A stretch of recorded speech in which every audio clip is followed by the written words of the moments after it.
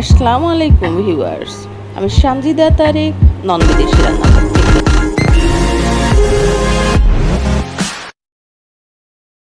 আমি আমার ছাদে বিশাল একটা বাগান করেছি। সেখানে আছে লাউ শাক, মিষ্টি কুমড়ার শাক, পুঁই শাক, মিষ্টি আলুর শাক, আরও আছে কাঁচামরিচ। আমি প্রতি সপ্তাহে একবার শাক উঠাই এবং রান্না করি। আমরা অনেকেই অনেক রকম করে শাক রান্না করে থাকি, কিন্তু আজ আমি আপনাদেরকে আমার একটা রেসিপি শেয়ার করব। ভাইয়ের শ্বশুরবাড়ি থেকে চিংড়ি পাঠিয়েছে আর আমার ছাদের সবজি, দুটো মিলে আপনাদেরকে করে দেখাবো শাকের 3 অন্ত। তো চলুন শুরু করা যাক। এখানে একটা পরিষ্কার পাতিল নিয়ে নিয়েছি, তাতে 4-5টি পেঁয়াজ কুচি করে দিয়ে দিচ্ছি।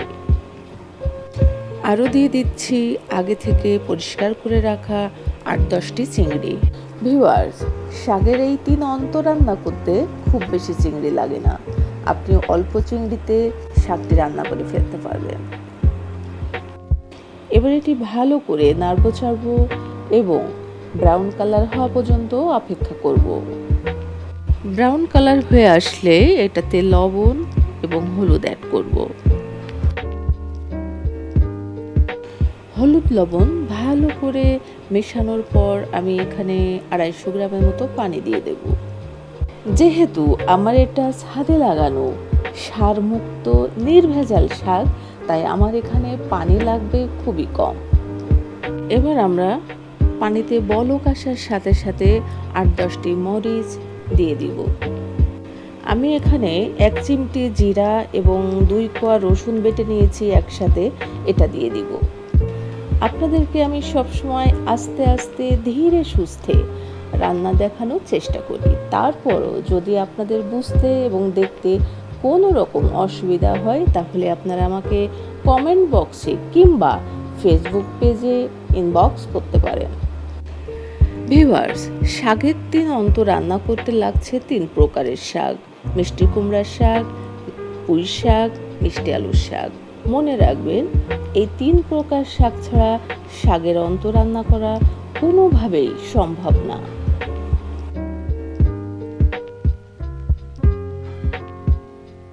শাকের 3 অন্ত রান্না করতে হয় অতি সতর্কতার সাথে, তা না হলে শাকের রং কালাচে হয়ে যাওয়ার সম্ভাবনা থাকে।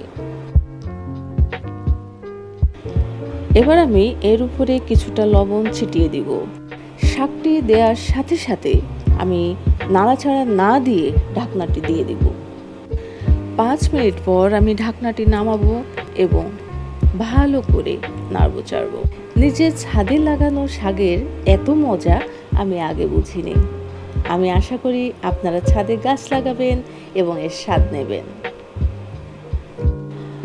আমি যেহেতু যশোরের মেয়ে এবং যশোরের বউ, সেজন্য আমি সবসময় চেষ্টা করি যশোরের সংস্কৃতিকে বিশ্বের সামনে তুলে ধরার।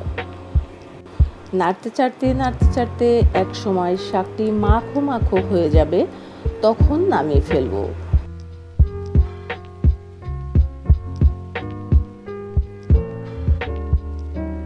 তো ভিউয়ার্স, তৈরি হয়ে গেল আমাদের শাকের 3 অন্ত।